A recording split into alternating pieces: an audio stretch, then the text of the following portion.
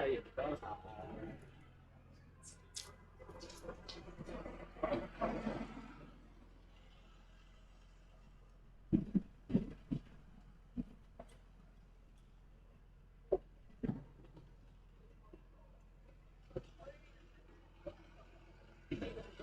一半人咯，入邊都坐得㗎，藍色嗰度。係啊，藍色嗰度都係凳。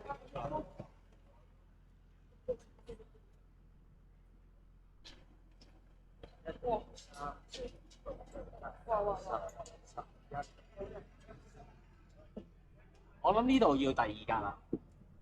好，一陣見。好。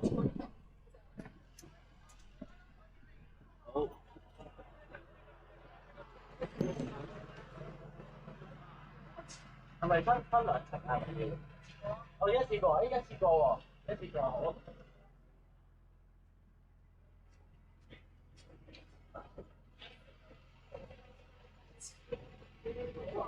抱住，係踏出你嘅 comfort zone。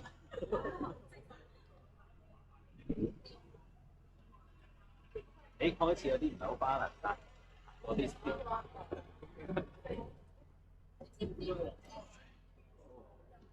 哇啱啱好喎。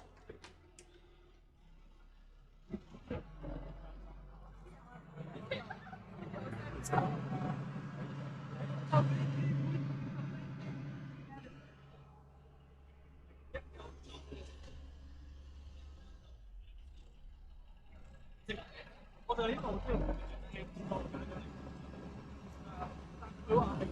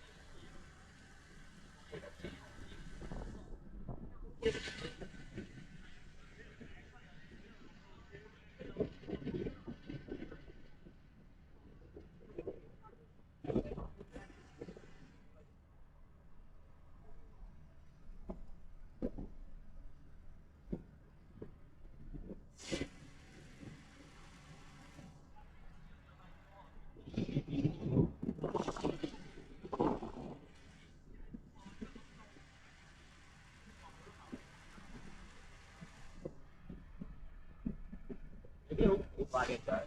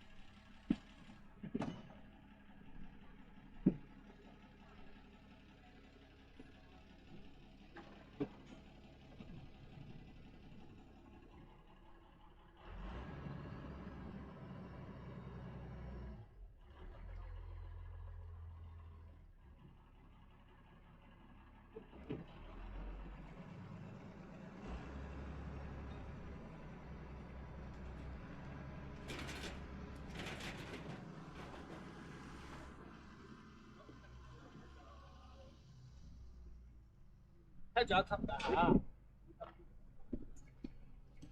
跟住有一級。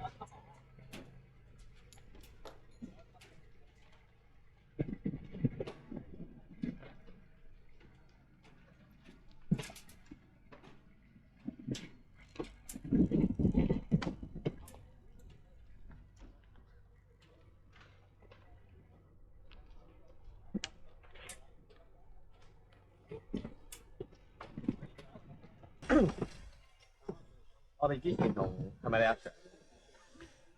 好似係。咁我哋即係商量過咁樣，究竟點樣先可以即係令到你哋嚟到呢度嘅體驗會少一啲啊，或者豐富一啲啦。咁其實我哋最主要會做兩件事。咁啊，第一件事就係我哋會喺啲可能呢幾堂咧，就會教你哋一啲傳統嘅本地嘅食法。跟住然後咧，就由你哋去講翻俾可能我哋嘅客人聽啊，或者提供一個導賞俾佢哋。咁啊，係啦，好似一個傳承嘅意思咁樣。咁啊其中一 part 我哋就係會係啦，即係要俾你哋先了解咗呢度嘅文化先啦。跟住就係啦，可能大家都要去實習一下咁樣點樣做呢個導賞啦。即係啦，呢個就係其中一個即係我哋要做嘅嘢啦。咁第二個部分咧就係關於一啲可能點樣整靚呢個地方，係啦。咁我哋就會可能你見到我哋而家呢個地方啦，咁有好多可能嘢整緊啊，或者有好多唔同嘅裝飾啊，你會見到擺咗喺度。咁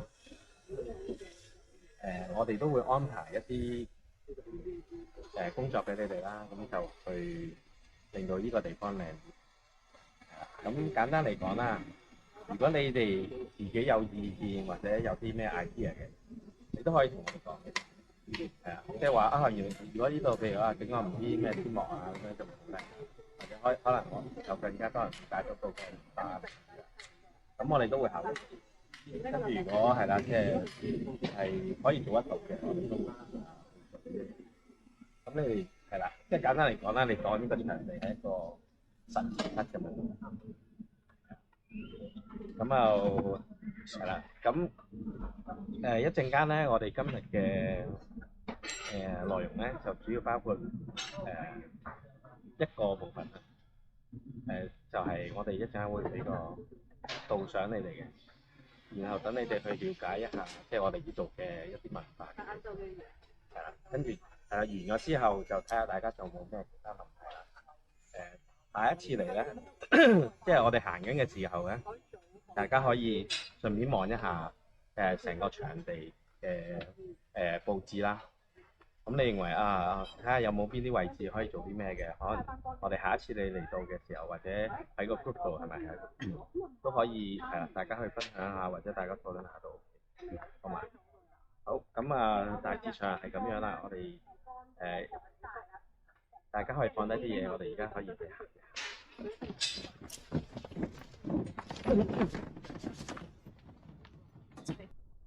即係喺呢間學校好耐，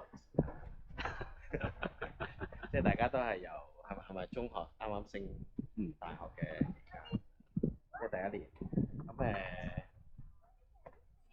咁可能趁住呢幾年，即係我都經歷過你哋嘅階段，咁又可能盡量有多啲新嘅體驗，或者係啦，睇多啲唔同嘅嘢，即係可能你哋抱住呢個心態咁樣嚟到係啦，大家會玩得開心啲嘅，應該係咁講。係啊，咁簡單嚟講咧，我哋魚排啦呢度係啦，一般嘅魚排咧，我哋最主要嘅工作咧，其實就係養魚。咁你見到即係呢度裏邊啦，我哋會有一啲唔同嘅海洋生物啦，去養咗喺呢個魚排度嘅。咁有魚啦，當然。咁另外咧，其實仲有好多其他嘅嘢嘅。譬如有啲龍蝦啦，有鮑魚啦，跟住仲有啲蝦啦，或者有啲蟹啦。一陣間都會有機會見到，或者你之後都會有。咁而家就咁望呢一籠咧，大家見到啲咩先？魚之外嘅嘢，我都諗住就係搭魚啫。你見到有啲黃色嘅魚啦，係咪？係。我睇下有冇其他人見到啲其他嘅嘢，唔止魚啊，肯定。睇唔到嘅可以圍前啲睇都得嘅。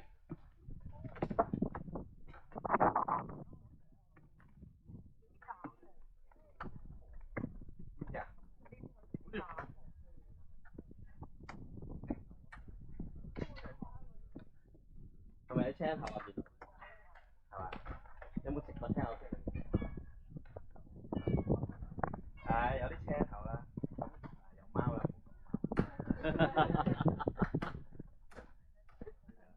咁啊，其實咧，嗱，我哋首先咧，你會見到喺個表面係咪有好多一粒粒嘅？係啦，喺個浮嘅位置。大家有冇食過蝦膏啊、蝦醬？有冇人特別中意食？如果你中意食咧，就要知道呢啲係咩。咁其實咧，呢啲咧就係銀蝦，係啦，或者梅蝦，係啦。咁佢哋咧大到最大嘅時候都係差唔多咁大。咁呢啲就係用嚟做蝦醬同埋蝦膏嘅原料嚟嘅。因為啲貓我哋呢度有20幾隻貓。你上嚟嘅時候睇下你哋上嚟咁多次揾唔揾得晒佢哋啊？跟住另外咧嗱，你想睇下啲貓點樣食嘢係咪？睇住喎。哦。哎呀，佢要準備，其實俾啲魚食啊。哦，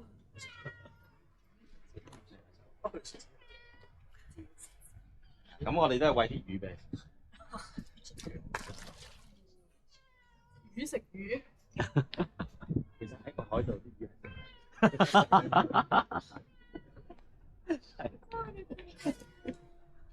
係因為見到我有嘢食咧。咁除此之外咧，其實你哋如果再留意一下咧，喺個籠邊度係咪有啲綠色嘅嘢？嗯，其實嗰啲咧係一啲海藻嚟嘅。咁啲海藻咧就會喺唔同嘅月份啦，咁就會有唔同嘅海藻，大部分都係春天。咁我哋而家通常見到呢啲綠色嘅海藻咧，其中一隻喺香港比較常見嘅一種海藻。咁如果漁民咧就叫佢哋做黑木，但係其實佢哋就叫做生菜，英文就叫咁佢哋係其中一種比較常見啦。大家知唔知海藻同埋海草有咩分別？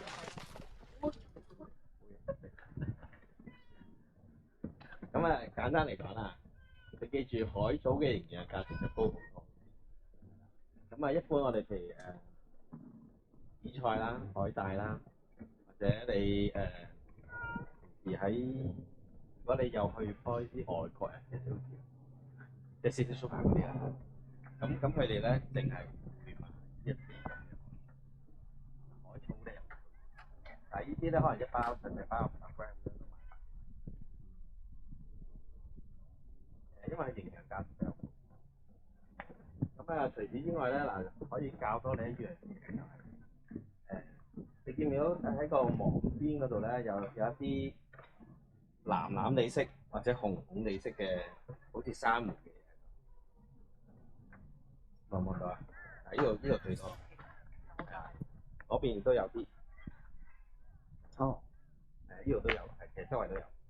咁嗰啲咧，其實咧係一啲只會生活喺乾淨嘅水域嘅一啲珊瑚。即係如果你有機會去旅行啊，或者去其他沙灘啊，見到呢啲珊瑚咧，就代表佢哋嗰個水域嗰啲水質比較乾淨，可以塞住佢哋飽。哎呀，得，塞住冇錯。係你哋都有機會餵貓㗎嘛？咁簡單嚟講啦，嗱仲有嗰啲魚咧就叫做石蚌魚。大家要聽清楚喎，因為跟住就到你哋之後就係你哋講。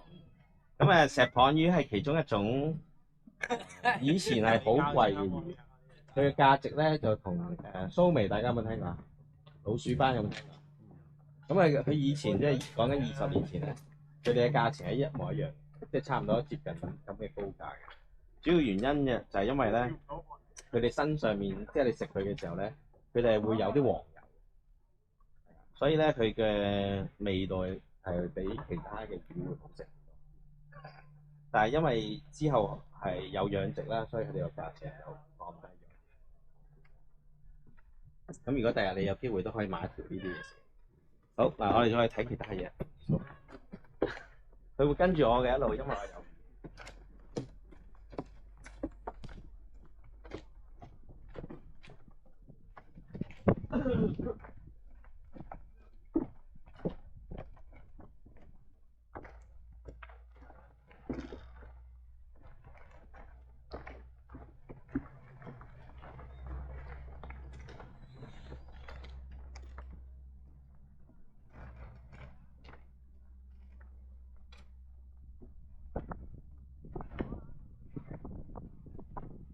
我哋可以圍喺呢個路。哦，呢個新。係啊，呢個新色。係啊，圍住喺度得啦。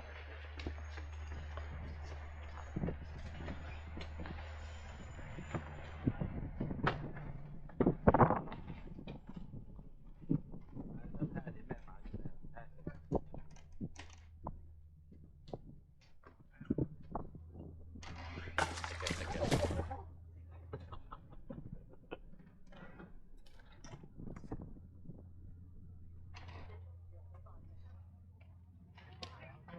有冇人見過呢啲咩魚啊？有冇人知道呢啲係咩魚啊？應該話係咪石斑？有見過啦。係石斑，係石斑。其中一啲比較大啲嘅品種嘅。有冇聽過花尾啊？大家冇聽過花尾啊？咁其實咧，香港咧，如果你講零售咧，佢哋最主要賣到嘅龍躉啊，龍躉大家應該聽過啦，係咪？咁啊得2個品種嘅啫，或者3個品種。咁啊，其中一個品種就叫花尾龍躉。咁你問10個漁民，10個都會識嘅。係啦，咁另外一隻咧就叫做金錢龍躉或者金錢斑。咁呢度都有嗰2種嘅。咁啊，其次咧就係沙巴啦，沙巴就係比較普及啲嘅，因為佢養嘅人比較多，即係個產量比較高。咁如果你花尾躉係咩咧？你見唔見到有即係呢度其中有2條魚咧係黑掹掹嘅，但係咧佢啲魚鰭上面咧有少少黃色嘅，你睇見唔見到？係啦，咁嗰條咧就係花尾龍。咁咧其次咧仲有一條咧淺灰色嘅，大家有冇望？唔係嗰條，最下面嗰條。我等我揾一揾先啊。應該。啊，係啦，嗱，而家一路向住我游過嚟嗰條啦，淺灰色，身上面咧有啲好大嘅黑色斑紋嘅，咁嗰條咧就係金錢斑啦。咁金錢斑嘅英文可能會容易記啲嘅，咁佢個英文名叫 Potato Grouper， 係咪容易記好多啊？Potato 係啊，你上網 search。咁咧通常咧，如果我哋真係出去買呢啲魚嚟食咧，咁啊你都起碼有幾十人食到一條。即係一般嚟講咧，漁民通常佢哋有時以前咧嘅漁民咧，如果佢哋捉到一啲咁大條嘅魚咧，佢哋就覺得係一件好幸運嘅事啦。咁佢哋就會可能屋企人啊，或者佢哋係啦，成個家庭可能3-4人先至會食到一條。一般嚟講嘅。或者比較少機會做到，即係你要諗翻，即係可能以前冇咁少嘅時候，佢哋啲工具啊，亦都未必可以捉到咁大。通常最大機會係幾時捉到佢咧？打風嘅時候，佢要搶魚食。咁呢啲幾多斤啊？即係而家。而家最大嗰條咧，你見到咧，係咪大過隻貓？最大嗰條大概150斤。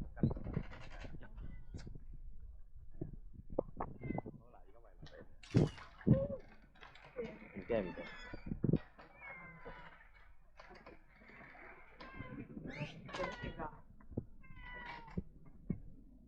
咁其實你即係我哋而家導上咗2個點啦。咁一般嚟講咧，我哋最低要求嘅導上咧，都起碼要講3個點嘅。咁啊，其實我頭先同你大部分講嗰啲咧，都係一啲海洋生物嘅知識。咁一陣間會講其他嘅，但係大家我陣間我哋完咗之後，我大概講未必咁多，可能4、5個點啦。咁啊，大家一陣間我哋翻去再去重溫一下，好嘛？睇下大家記得幾多。好嗱，咁我哋睇完啲龍躉之後咧，我哋就去睇另外一啲即係海洋生物。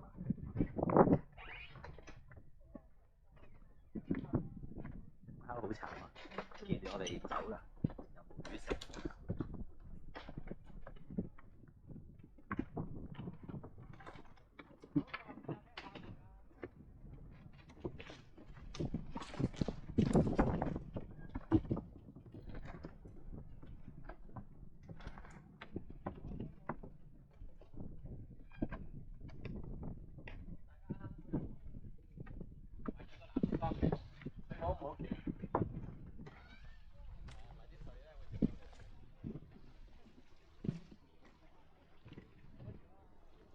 咁係我哋睇咗啲唔同嘅魚啦，或者有啲係啦好細隻蝦啦。咁咧我哋又睇下呢個魚缸裏邊有啲乜嘢。大家我可以同你講，呢度有超過20，應該超過20種唔同嘅海洋生物。咁你可以望一望，睇下你望到啲咩？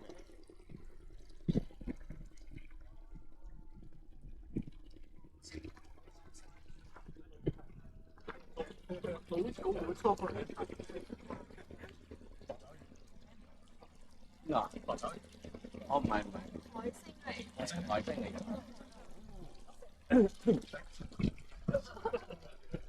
睇下望到啲咩啊？係啊，有雞泡魚。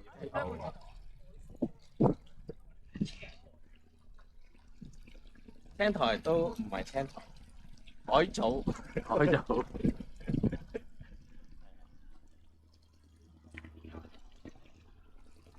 有冇人知道中間呢條魚係咩？呢條就呢條。似老鼠。老鼠。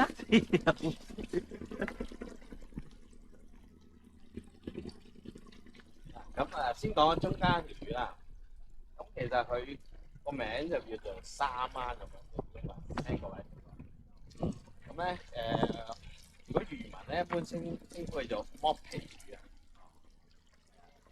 或者叫沙皮魚啊，因為咧你摸落去佢個身體嘅時候咧，佢好似係咯，即係你摸落啲沙度嘅嘢，係啊，即係啲皮好粗糙。係啊，唔同一般魚咧，一般魚我哋摸落去滑㗎嘛。咁啊，另外咧，你可以再睇下，我睇下先，我揾一揾佢。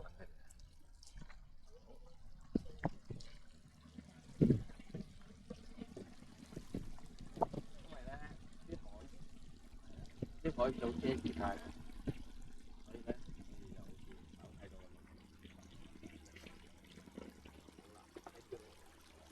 咁咧有啲咩㗎？呢度都睇唔到。哦，睇唔睇到？哦，真係好。係啊，冇錯。咁啊，大家頭先睇到啦，係咪啊？咁如果你想睇得清楚啲，其實放水啊，嗰隻好大隻嘅，係啊。咁我唔喐佢，就喺度啫。你可以過嚟望一望。即係成隻係一隻，呢度一隻咯。哇！見到啊？睇住啦，有個喐佢，見到？哇！係咪同頭先嗰隻差？好似石頭咯。係啊。有冇人見過先？頭先有人見過。你知唔知佢有咩特別先？除咗好似石頭，有毒冇毒嘅。藍色嘅係啊，冇錯。咁啊嗱，我咁樣講啦，其實佢如果喺個地球嚟計咧，佢係比恐龍更加長歷史嘅。係啦，咁佢又喺個地球上面超過大概4億年。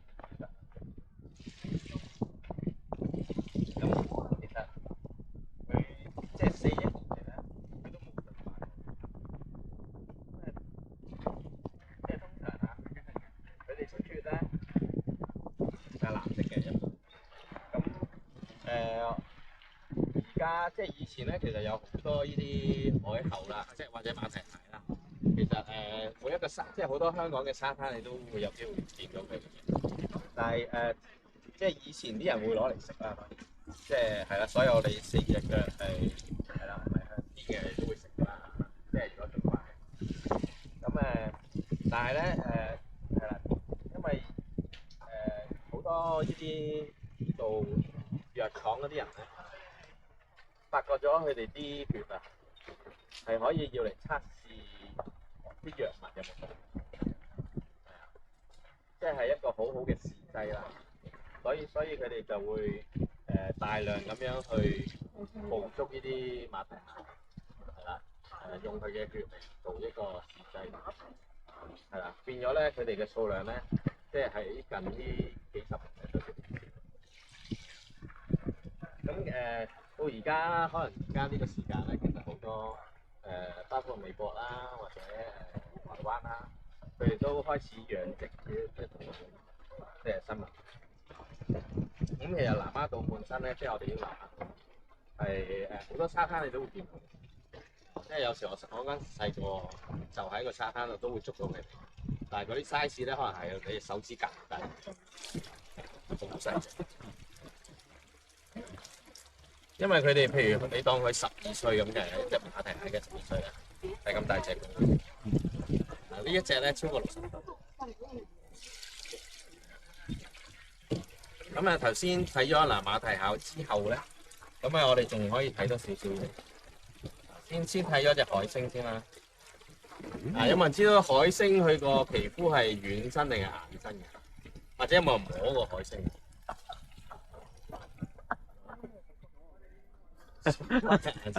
熟嘅我都未見過。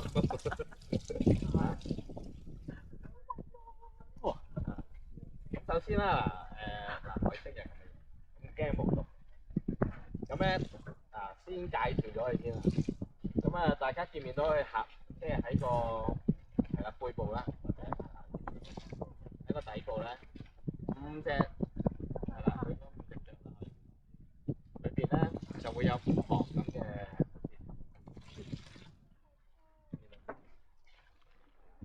咁其實呢啲咧就係類似我哋啲腳嘅，或者你當佢係啲動物嘅腳。係啦，每一隻即係每一條坑裏邊咧都有可能超過100個咁嘅。咁就係佢梗係未死。咁咧佢就係用呢啲去幫佢係啦，即係譬如佢行係啦，點樣行都好啦，即係正常我哋咁樣行噶嘛，佢可以咁樣行或者咁樣行都 OK，即係靠嗰啲。咁嚇係咪行得好慢都幾得慢？如果你將來要介紹嘅時候咧，我哋都會需要攞俾啲客人去接觸嘅。而家試下先啦，不如。咁係啦，男仔們試下先啦。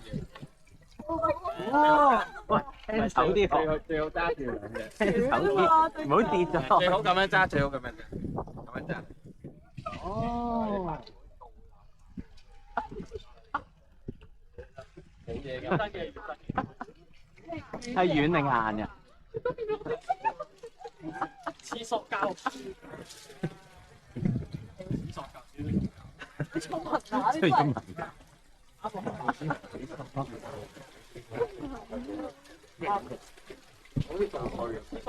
咁佢唔會喐㗎，佢唔會喐嘅，其實。嗱唔敢摸嗰啲咧，肯定你哋唔煮飯嘅味。但係呢個唔會濕你啲太滑。佢而家係咪上咗嚟，所以燈行大？佢唔係，平時都係咁嘅。你睇下佢隔離嗰隻。哦。我死咗佢軟賴賴。係啊，即係好似人死咗咁，好似。乜人死都唔係知山水咁樣。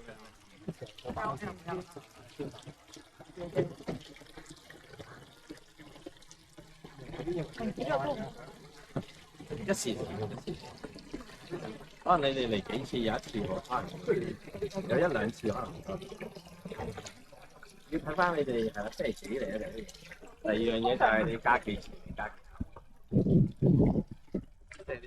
啱啲大魚啊、燈啊嗰啲咧，可能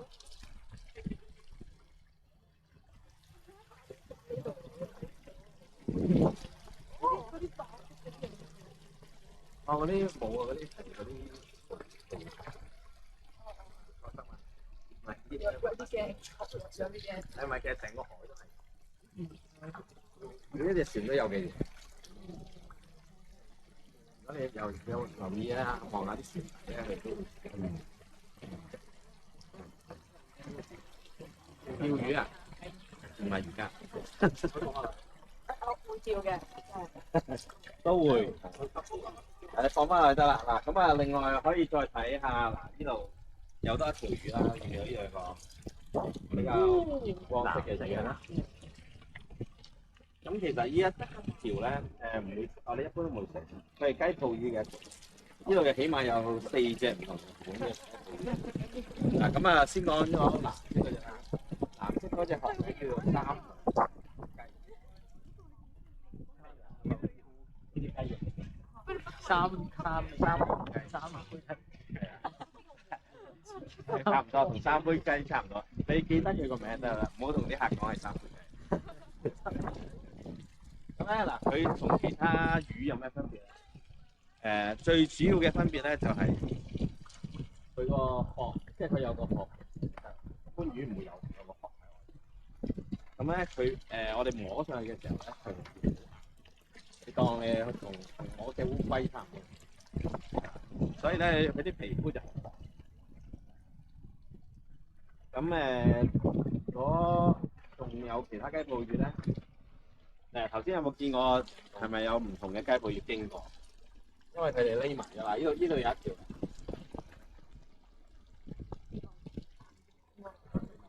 有啲白色斑點嘅雞泡魚。咁呢啲係比較大條啲嘅雞泡魚，我哋一般係會稱呼佢為石斑雞泡啦。呢個係魚。如果你想知道嘅學名咧，我而家都唔記得。睇你可以影張相就揾到。咁啊，仲有一種咧，呢條比較細條嘅，見你喺度睇條，就係呢條。咁呢條咧有咩特別咧？其實係喺香港比較常見嘅一種雞泡魚。咁最特別嘅地方咧就係佢係用香港命名嘅一種雞泡魚。佢個名就叫做 Hong Kong Puffer Fish。香港雞泡，冇錯啦，呢個真係佢個學名嚟嘅。咁有冇人知道雞泡幾時先會脹大個肚？收益嘅。點樣搞大佢？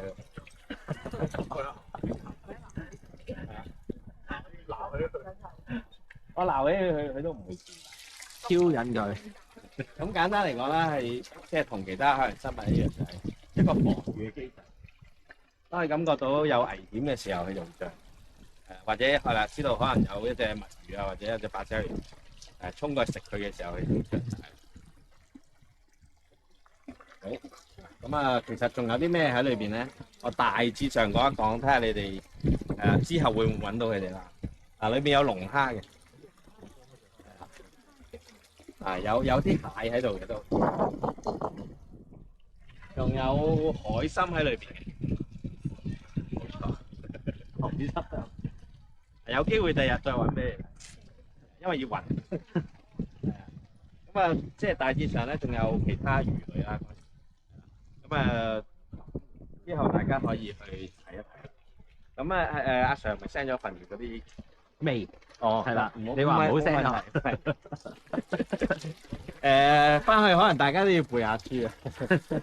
係啊，即係唔係好難嘅。我今日講嘢你背識就得嘅。你係咪想我唔好講咁多？好嗱，咁大致上就講咗啲唔同嘅海洋生物啦，我哋。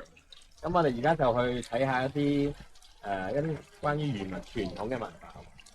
好，小心呢度啊！好，我哋上去呢一條。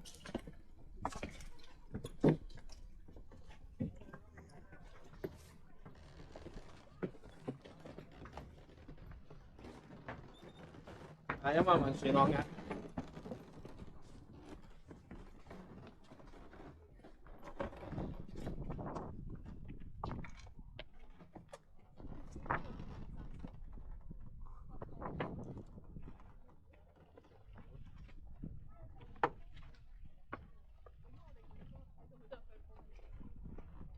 因為我哋未行到呢邊。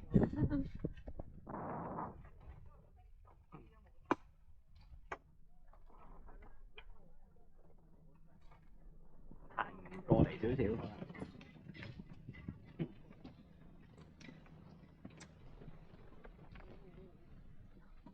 係咪有啲嘅？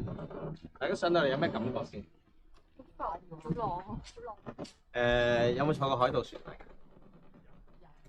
而家咧係因為未有浪，咁陣有浪嘅時候咧，大家就可以真正感受下海盜船嘅感覺。因為我哋如果做導賞嘅時候咧，我哋都要喺船上做一啲講解，係咪？咁你發覺咗啱啱我哋而家上到嚟呢刻，到我哋一陣落船之後，你係唔係好穩定？或者你係咪簡單嚟講啦？你會覺得暈嘅。咁咧，可能你可以喺下邊講完先至叫啲人上嚟睇。呢個係其中一個選擇啦。因為真係嘅，我哋做其他人都好。咁有啲人咧係啦，上到嚟一陣間就會覺得暈，即係始終唔習慣。咁呢一隻船，我而家講講呢隻船有咩特別嘅嘢，咁大家睇下又記得幾多。好嗱，呢一隻船個歷史咧就大概80至90年度啦，即係肯定路過晒我哋呢度咁多。咁係一隻比較傳統啲嘅捉魚嘅船。咁最大嘅同呢個地方嘅關聯咧，就係以前喺可能2次世界大戰之前，咁又有好多差唔多樣嘅船或者同一類型嘅船咧，係會泊晒呢個地方。即係呢個係其中一個以前係漁民聚居啦，或者係漁民生活嘅地方。咁所以咧，你知唔知呢個地方？即係今日你南灣島嘅邊一個地方？索罟灣。你知索罟灣個名？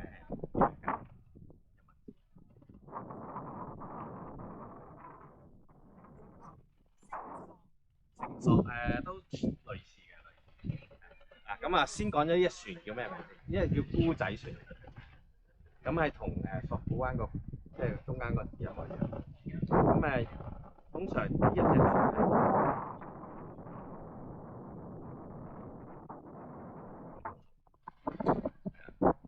咁有咩特別咧？索嘅時候就係通常我解釋你放一張魚網喺個海度，即係打橫一張咁樣。收嘅時候就係頭尾一路扯嘅時候會變咗咩樣？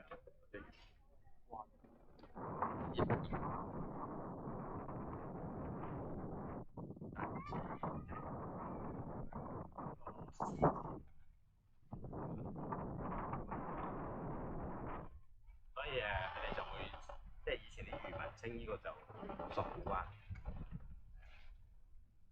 咁仲有咩特別咧？通常我哋上到漁船啦。咁可能講少少關於漁民嘅文化俾大家聽。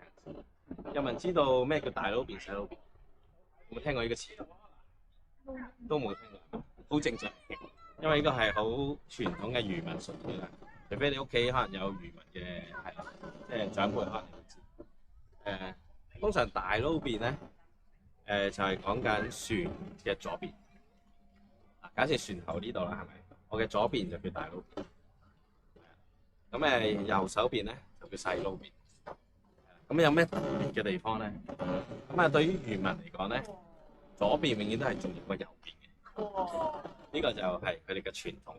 咁點樣去知道呢一樣嘢咧？就係當你上到即係我諗90成嘅漁船啦，左手邊通常你會見到揸船嘅地方係左手邊，船東間房都係左手邊，係啦。跟住仲係譬如你漁民信咩有咩信仰嘅大家？媽祖開媽祖係咪啊？媽祖係台灣或者福建嘅，唔係都啱都啱。但係媽祖咧，如果香港嚟講咧，就叫天后係啊。天后佢哋供奉嘅神像咧，都係會放晒喺左手邊。係啊。咁啊，另外一樣嘢咧，可能你哋係啦唔會有人應該唔會有人去係啦嫁俾啲漁民我相信。咁因為咧，以前嘅漁民如果結婚咧，女士係一定係喺細佬邊右手邊做事。係啊，呢個就係佢哋嘅傳統啦。大家係咪有啲暈啊？開始正啊正。係啊，嗱咁啊，呢啲就係一啲佢哋嘅傳統習俗啦。當然而家應該都即係老一輩嘅人會知道，或者一般漁民都會知道。揾個馬步，係咪有啲感覺啊？有啲 OK 啊！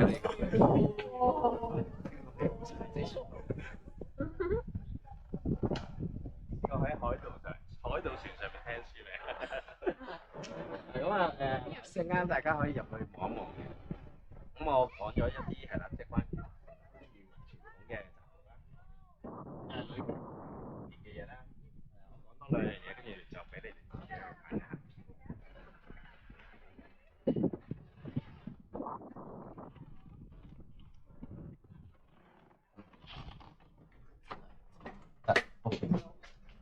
咁啊，先呢個簡單啲嘅講樣，大家估下啦嚇，應該都知道係錢啦。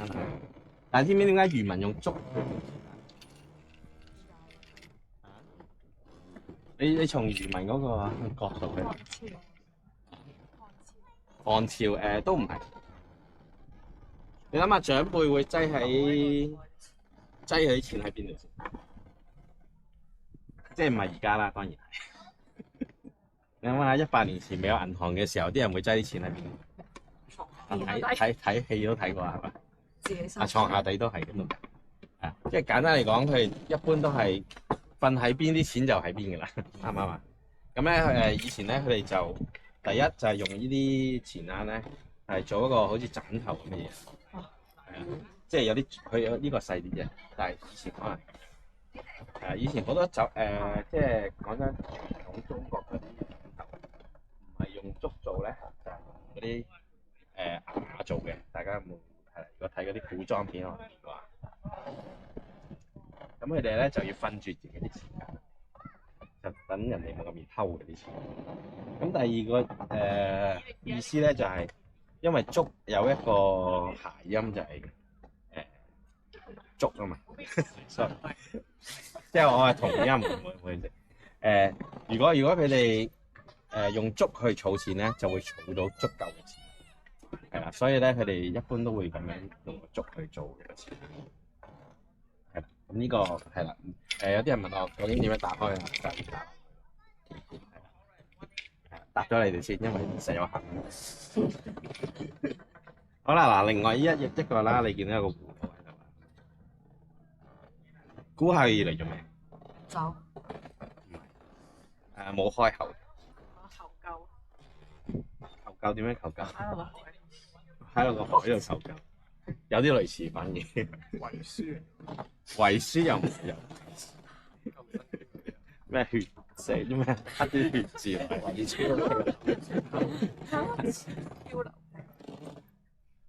有冇人知道先嗱？俾你揸下佢。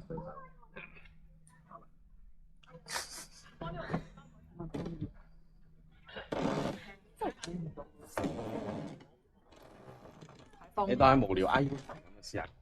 睇方向，即係睇方向唔係，標。有啲都類似。你諗下，佢加埋佢大鑊。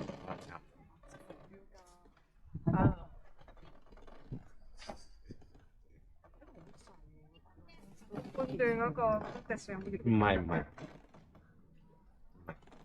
俾多少少 tips 你，差唔多啱。都當你啱。咪沉住嘅就快啲。簡單嚟講咧，大家揸咗上手啦，係咪？佢就係一個可能古代嘅一個救生員。因為以前咧，你即係如果你見到呢隻船啦，咁喺你試想一下，如果一個家庭譬如有啲小朋友得4、5歲、6、7歲，咁喺船上面，如果喺船後邊玩，你會唔會見到佢？基本上冇乜機會見到佢。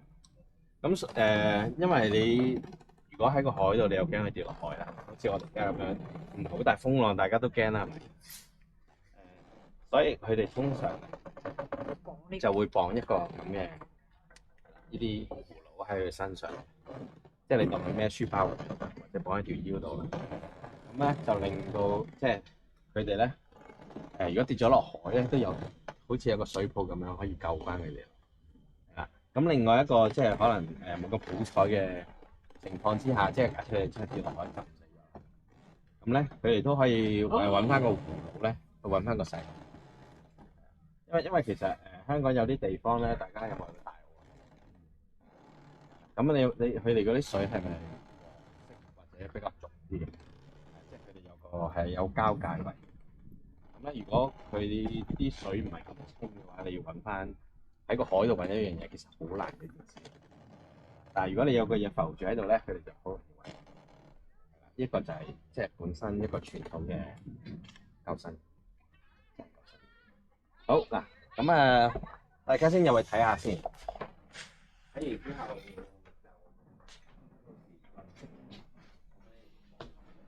三房兩廳喂。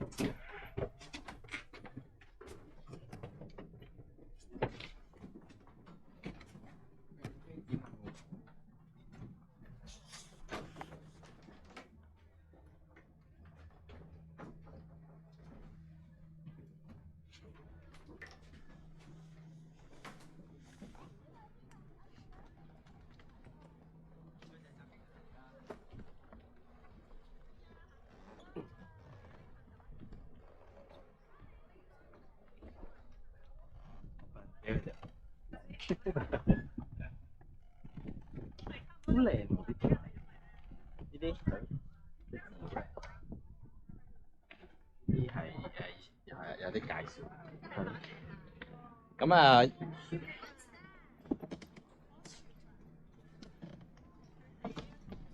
好啦，我哋落去啦。定啲先啊！呢個係咩？哦，呢個係嗰支維安嗰個導賞嘅內容，頭先我哋聽咗嘅部分，30啦，真係。咁如果正常啲因為大家第一次上嚟，我費事講太多嘢。如果唔係太遠，所以我就講呢一部分啦。同埋其實我之前俾咗一份嗰啲類似我哋嘅廣告嘅內容啦，俾咗你阿 Sir。咁佢哋可能之後會發翻俾你哋。咁大家可以去睇睇。其實咧有一個再簡單啲嘅方法咧，你覺得唔識嗰樣嘢咧，你影張相就網上都好易揾到。如果你話原文傳統一啲歷史嘅資料就比較難揾啲，但係一般你話海洋生物啊，佢哋係嗰啲就用。我哋一般嘅導賞員咧，如果嚟到呢度咧，佢哋覺得最難嘅嘢係咩咧？認到啲魚。即係好多時候呢條魚同嗰條魚都係差唔多咁嘅樣，佢哋就唔知邊一條打邊條啦。即係好似我頭先同你講嗰啲龍躉咁樣，其實嗰度有大概4個唔同品種，但係我相信我同你講完4個之後，你哋係唔記得。唔係淨係你哋，好多人都係，或者其他嘅魚類佢哋都比較難佢哋，因為大家比較另外就係文化方面嘅嘢咧，其實好多喺嗰份講稿裏邊咁你哋先翻去了解咗，因為嗰份嘢係圖文並茂嘅大部分嘢都，咁大家可以先睇完，睇下有咩到時再唔明咧，我就可以即係到你下次嚟嘅時候，我哋再或者再帶你去睇一睇，跟住係啦，等你真係可能上咗嚟2-3次啊熟咗咧，咁就要交翻個責任俾你哋做，係啦，我頭先嘅角色，係啦，咁可以係啦，大家又識得多啲嘢，又可以做翻一啲嘢去推廣我哋係啦，即係香港嘅文化啦。好咁至於另外一個部分咧，頭先都講咗就係整理個地方啦。咁其實一陣間我俾啲時間你哋，可能咁樣去行下睇下。咁係啦，即係大家去研究下先。咁我哋當然都會有一啲既定嘅嘢需要做嘅維修啦。即係如果你話諗唔到嘅，我相信每一個人都要做。但係你哋嚟嘅時候咧，我哋都會做一啲既定嘅一啲可能維修工作啊，或者做一啲藝術嘅嘢，都會做。即係譬如阿 Sir 應該有同你講過咩？我哋有機會遊下遊啦，呢啲最簡單嘅。或者我哋可能會做一啲繩網啦，或者另外咧，可能我哋會畫下貝殼啦，即係你記得後邊係咪好多貝殼？即係呢啲都有機會做得到。咁我哋就視乎翻即係我唔知啦，可能將來你哋有其他 idea 咧，有好好嘅，可能都可以做。咁睇下會唔會可能過完呢6個禮拜之後有啲新嘢係idea真係玩，就有冇問題？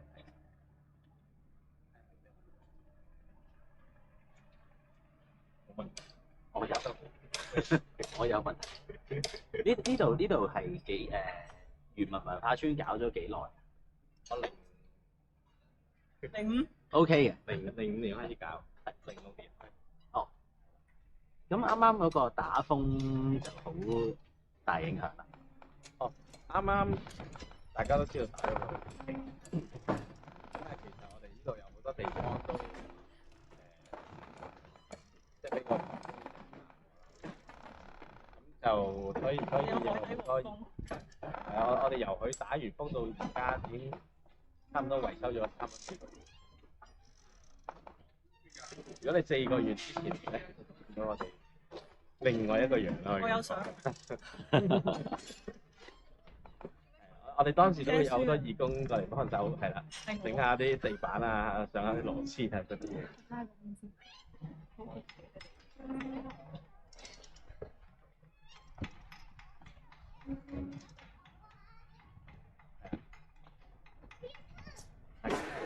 冇咩問題。冇問題，咁不如我俾啲時間你哋去行下先啦。你哋行一行，跟住睇下呢個周圍嘅環境，跟住之後再翻嚟去大家再做啲啦。俾你自由。唔該晒。係。呢個點樣？點樣？即係點樣固定？固定住啊？咁佢好似嗰啲船咧，佢有啲欄，即係如果要定住一隻船，咁應該一個月行裏邊，我諗有差唔多40個咁嘅欄。咁其實佢唔係完全固定，隨住呢個潮汐啦，或者係有浪嘅時候，佢都會前後左右咁樣喐嘅。即係你係睇唔到，因為你就係即係喺個魚排上面你係望到比較難。如果咧岸上面咧，你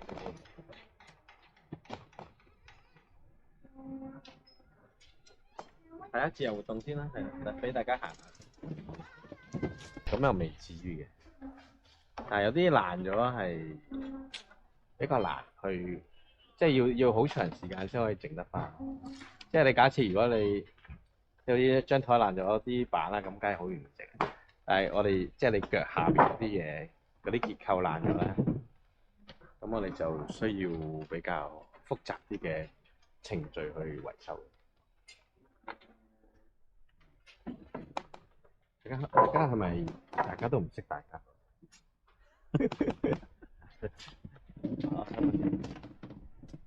有啲互相識，有啲人係。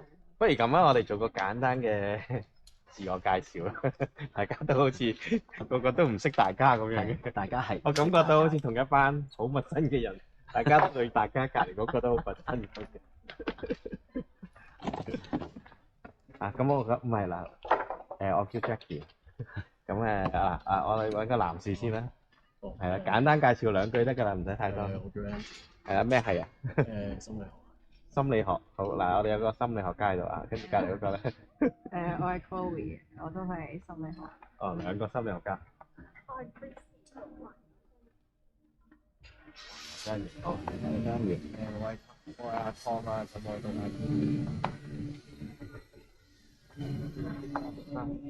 Science 嘅，大聲啲啊！睇聽唔到後面。Economics。Account。等陣啊，大家有冇去過咩？係咯，唔怕醜嘅。我叫 Jackie，我讀 IBA， 呢個正常啲。我叫 Haley，我讀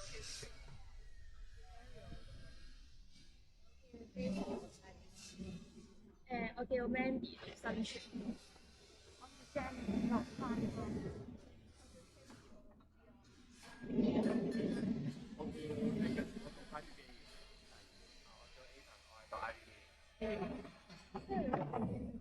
大家嗱，我問你，你記唔記得佢叫咩？哇！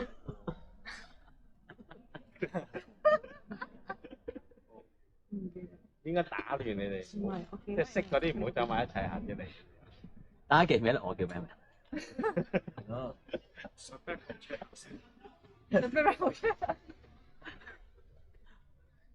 佢連你都唔記得嘅。唔係問下啫，我唔使佢答我傷心啊！我唔係，我都試過上完幾堂，即係成班我都唔係好記得名。咁大，我係有啲問題。但始終係啦，即係你哋都點解會係嚟到呢一度嘅？點解會分到嚟班嘅？係啊，我都第一堂都有問佢哋呢個問題。主要嗰個原因咧，就係嗰個時間表係最適合。但係我哋係星期三上堂，佢哋萬都冇諗到星期三嗰堂竟然變咗星期日。嗯，比較值得高興嘅事就係我哋上嘅堂已經上齊啦。除咗你哋有啲報告，係啦，得翻好似2次啫嘛，係咯。咁大部分時間我哋都係嚟呢度。嗯，即係其實我唔知你哋係啦，即係可能上堂或者係啦，喺大學嘅第一年，通常都玩得咁開心。即係我係啦，唔知你哋係咪啊？正常應該係多啲體驗，咁啊，盡量識多啲人，咁啊係啦，即係我覺得係一件好好嘅事。咁可能漁民嘅粵文化係啊，呢啲係漁民嘅文化嘅一個部分。咁係啦，即係相信呢度會比係去到雲園啦，或者其他啲地方會舒服啲嘅。係。咁啊，同埋係啦，即係可能係一個俾你認識下唔同人，包括你身邊隔離左右。咁除此之外，你哋都會可能見到啲唔同嘅客人上嚟啦。即係都係一個好好嘅訓練嚟嘅。其實我覺得大學我相信第一樣好緊要學嘅嘢就係點樣去同一啲陌生人溝通。即係呢個係對你將來都有用嘅技巧。但係前提係大家要翻去背下書。如果你唔識嘅，我都唔知點樣係啦。即係你好難會係啦同人哋溝通。咁啊，大家唔使識咁多嘅，行翻去學識10樣嘢度。即係我哋呢度10樣嘢好簡單嘅啫。頭先你見到我介紹咗咁多種海洋生物啦，係咪？淨係記得晒啲海洋生物就夠㗎啦，其實。漁民嗰部分我再慢慢等你哋嚟嘅時候再同你講多啲。我頭先講咗係因為漁民嗰部分比較難。海洋生物如果你最衰呢度冇人讀嗰啲咩生物學啊咩海洋學嘅，咁係啦，即係都係有啲難認。咁係啦，大家真係花少少時間，或者上去 IG 啊 YouTube 啊睇翻兩片咁樣就會可能熟啲啊。係啦。咁係啦，都係嗰句，大家做夢嘅。有冇咩問題？好似一個玩嘅心情，因為大家今日好拘謹，係咪大家要需要飲啲？可能我實在太嚴肅，我太拘謹，我影響咗佢哋，都係我嘅問題。你要管理下自己嘅需要飲啲嘢啊！我要管理。下一次我哋直情我哋表你管理自己嘅應該會好啲係嘛？係啦，即係大致上大家都好清楚我哋會做啲咩啦。咁係啦，即係可能我今日翻去之後就讀下書啦。第一樣嘢，第二樣嘢就可以諗下啦。即係認為一個景點可能我哋有啲咩嘢可以俾人打卡又好，或者啲咩嘢係遊客可以感受到更多文化嘅本地文化嘅包又好，或者一啲更加即係你當呢度就係可能下一次你會去嘅，但係有咩係可以令到即係吸引到佢哋，即係可以講，因為冇一個 model answer 嘅，大家將來有機會係你個藝術品要擺喺度，10年之後都仲喺度。如果打風唔飛走嘅話，如果打風唔飛走啊！咁我哋下次過嚟會有啲咩 role distribution？咩啊？即係大家分工同埋話要到嗰啲客去睇乜嘢？得掂咗先啦。哦，佢翻去你下次嚟都好帶到我嘅。有啲 game 咪要翻去背書咯。係，我要我哋 aim for 過多幾次先帶。唔緊要嘅，你可以下次嚟啦，我 ready。咁我哋係，我即刻去，我報名。如果你 ready 得去睇。佢哋有2份功課嘅，有一份咧就係要了解下你哋嘅需要，跟住佢可能同你哋傾下偈啊，觀察下，咁佢翻去就再做翻個報告啦。佢哋分而家分咗幾多組？5組、6組、5組嘅啫。咁啊，然後最尾嗰份功課咧就正係你頭先講，即係佢哋要諗啲嘢，即係可能幫你哋諗呢個地方點樣可以做得好啲啊，有啲咩可以得意啲啊，可以好玩嘅嘢都得。咁所以即係我諗嚟到都係大家嚟玩下，又諗下同時間點樣可以即係 promote 呢度嘅文化咁樣咯，個輕鬆嘅心情。相對其他科目應該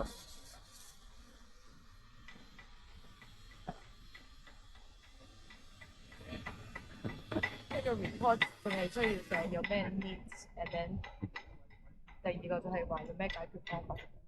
唔係嗰個 needs 係第2個 presentation，個 report 就睇下有啲咩嘢，有啲咩 ideas 咁樣。我哋冇係 exactly 冇 model answer， 所以你問我寫啲乜我都睇完你哋我就知啦。下年可能可以同人哋講。即係我哋係第一屆，我哋係啦，但係下年都未即係可以一路轉嘅，好多唔同種類嘅。即係因為可以取消啦嘛，Island。咩啊？唔可以取消，真係太好啦，係嘛？係啊，一定要嘅。梗係啦。一定要啊，唔可以取消。你記得寫喎，咁你寫翻啲 feedback 喺個 report 度一定要滿分咩啊？超我哋就唔可以 cancel。啊，一定唔係啦，冇錯。同埋我係有啲 surprise，大家都冇嚟過，咁所以哇呢個 course 竟然可以令到90%人由未嚟過變咗嚟過南丫島，哇！我覺得已經上報紙，我係啊，超正。有冇媒體我哋係有電視台可以訪問埋大家？係啊，有另一個做梁寶咯，做開漁民島嶼研究。佢人類學嘅，佢哋係做咩嘅咧？喺嗰邊？哦，呢啲少少咯，係。喺另外，因為呢個咁嘅 service learning 係有個會嘅，去排呢啲課程，我都喺個會就排咗南丫島俾大家啦，正。有冇興趣加落呢個大澳？大通大澳。係啊。哦，大澳咧，本身我都有喎，我都有個 project 喺嗰邊，本身係有，跟住我係啦，試咗南丫島先，因為大澳好難去啊，你搭好耐，同埋冇咁多嘢玩。大澳真係冇大澳唔係即係我識嗰邊啫，唔係大嗰邊。好遠啊，好遠！同埋我搭親嗰個大嶼山巴士都暈，嗰個上山下海㗎嘛，你上到白公坳再我哋車船搞唔掂㗎嘛真係。我哋坐快艇過去都要過。啊呢度哦，快艇。快艇都過我去啫。哋南丫島去大澳哦。都遠。下年啦，有興趣可以嗱，我哋請翻啲 TA。好啊好啊好啊！係嘛？咁可以去大澳。去大澳請我。去 TA 係帶堂都要上過 TA。因為我大澳好近啊，好近屋企。哦，你喺邊度啊？東涌。哦，咁唔好啦，我哋下年你幾多錢啊？繼續嚟啲。但係你要西南丫島再講。係，我哋西貢得，我有西貢我有課，西貢得。西貢請。西貢 OK。我喺正西貢隔離，啱啊！你喺正西貢隔離，喺邊度？順利，即係哦。我知邊度。西貢都有西貢嘅好。正。大家仲有冇咩問題？預備下你嘅心情。冇啊，呢度嘅係啦，即係基本上。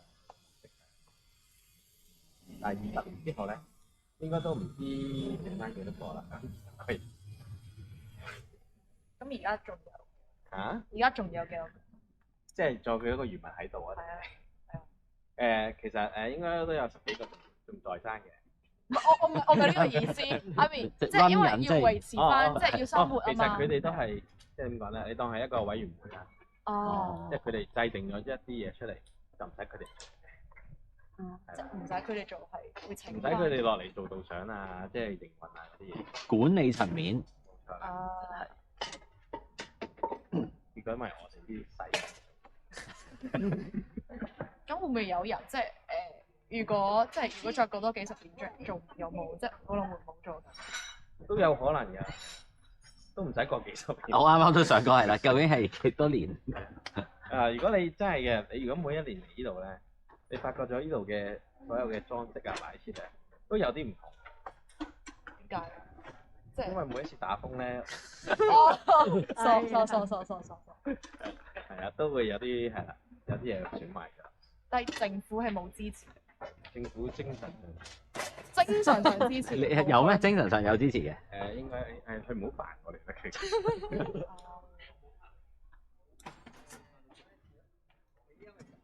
因為始終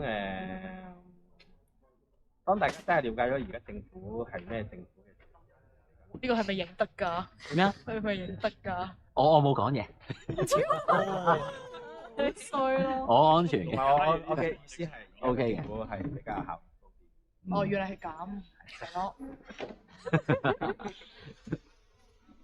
係唔好講政治都話。係啦，係咯，但係一開始起呢度唔會使好多錢咁樣，咁一開始個人，我呢度初嘅時候可能幾百萬，因為你始終都即係淨係嗰啲材料啊，你都要咁多錢。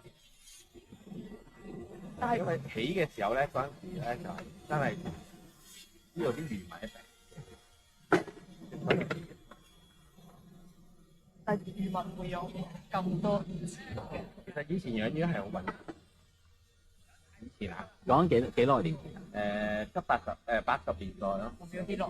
嗯，即係佢哋養一個月魚賣出去，跟住之後可以喺隔離買夠。哦，得咁點解而家就咩？哦，佢哋係咪自己做嘢得㗎？你可以講㗎，完全係啊。因為咧大概80年9080年啦，至到90年代度，第一件事發生咧就係魚病嘅嘛。係啊，因為即係好似而家你見到係咪有啲魚排喺度啊？我諗80年代嘅時候咧，因為養魚賺錢，通常賺錢嘅嘢就個個都湧晒埋嚟啦，係咪？以前咧，我相信係呢度嘅1倍以上魚排嘅數量。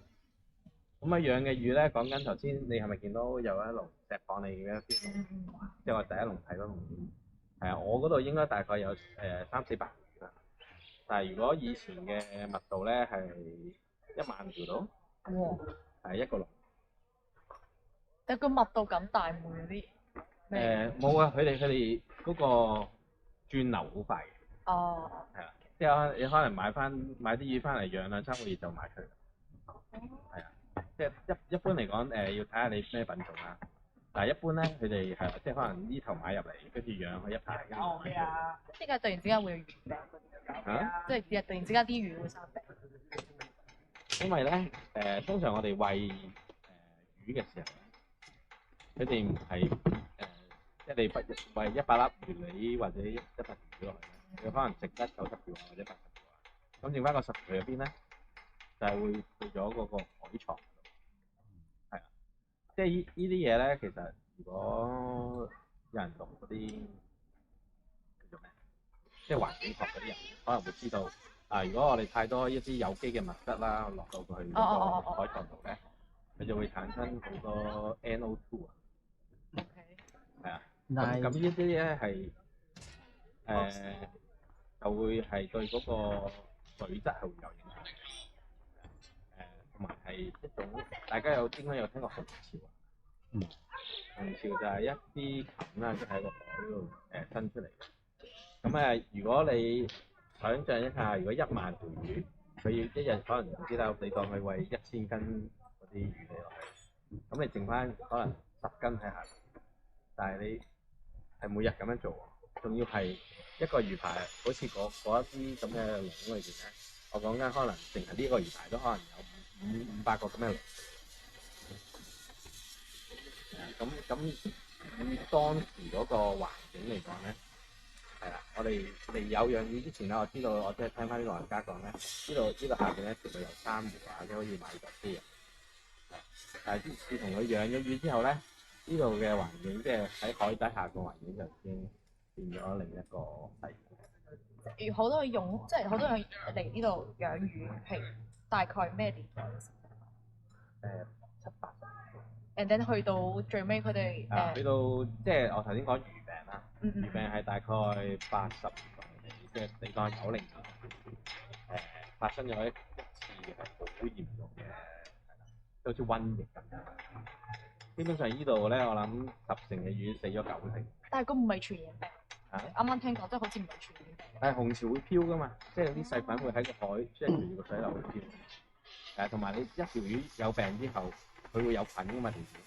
哦。啲菌都會係隨住水又會飄咗度，或者係魚嘅屍體你都會有嗰啲病菌喺度。即係結果就你哋當佢呢度冇咗，可能超過1億條魚喺度，可能冇咗9千萬。變咗就有好多漁民就係經歷過嗰一次之後咧，就開始慢慢首先冇養咁多先，但係持續幾年都係有同樣嘅情況發生嘅。咁有好多人可能投資咗落去，係啊，即係啱啱頭先話幾個月，跟住之後又冇晒啲錢，咁佢哋就係啦，都應該有人討啦，好多人都選擇就咁擺個魚。 and then 呢度就冇咁多人，係啊，因為賺唔到錢，好正常。所以先諗翻起，即係同埋起呢個地呢方，個地方，大概呢個地方係再後期少少。再好因為當時嘅即係呢啲係要個政策配合，因為即係政府睇到呢個情況，即係10年之後，政府發現咗呢度香港漁民養魚戶越嚟越少，或者魚排帶嚟嗰個經濟效益越嚟越低，咁佢哋變咗就要用一個另類啲嘅方法去幫助啲漁民揾一啲額外嘅收入。咁可以做到咩 supportive 嘅 policy？咁咪就係改咗條例，即係改咗條例，變到呢個嘢係可以適合，你即係變到呢樣嘢係可以去做，即係咁樣就。唔係，如果係呢樣嘢真係可行嘅，你見到應該呢度全部魚排啊，或者其他區嘅魚排咧，都會變晒呢啲魚排。你明白我意思？即係都OK，係大家。佢錄緊影嘅我。好，我會 cut 嘅，我會 cut 嘅。我將呢度將呢個鏡頭移歪啲，佢都係360度嘅。係啊，你收到聲㗎，呢個聲。其實係啦，即係你話呢啲問題咧，你可以上網睇。但係點解突然之間即係會諗翻起要起呢度咁樣嘅嘢？即係佢都唔賺錢㗎嘛。誒，你哋就諗住我要保護翻呢度。唔係嗱，如果從政府嘅角度嚟睇咧，佢就即係可能有上頭壓力啦，唔想有咁多魚排標空或者佢個經濟效益，即係產生個經濟效益太低。佢要又諗一啲方法出嚟，令到佢升翻個經濟。我想知點解你哋想咁樣做，即係起翻呢我哋咁樣做，係啊其實呢度初初做嘅初衷咧，就係講緊保留一個即係屬於呢度嘅漁民嘅一啲問題。即係頭先我都同你講發起咗，即係發起做呢個地方嘅一班漁民。即係講真，漁業其實有好多種，即係我睇講緊係養魚業做唔到啫，咁仲有捕魚嘅行業，或者仲有一啲可能佢哋做運輸又好，做維修又好，即係漁業其實都分好多個細嘅種類，就唔係每一個漁民都係養魚。所以有其他嘅業，或者有啲可能即係做得嗰啲咩漁會啊，或者嗰啲委員會嗰啲咧，其實佢哋都大部分都唔需要靠佢哋自己個人費出去揾。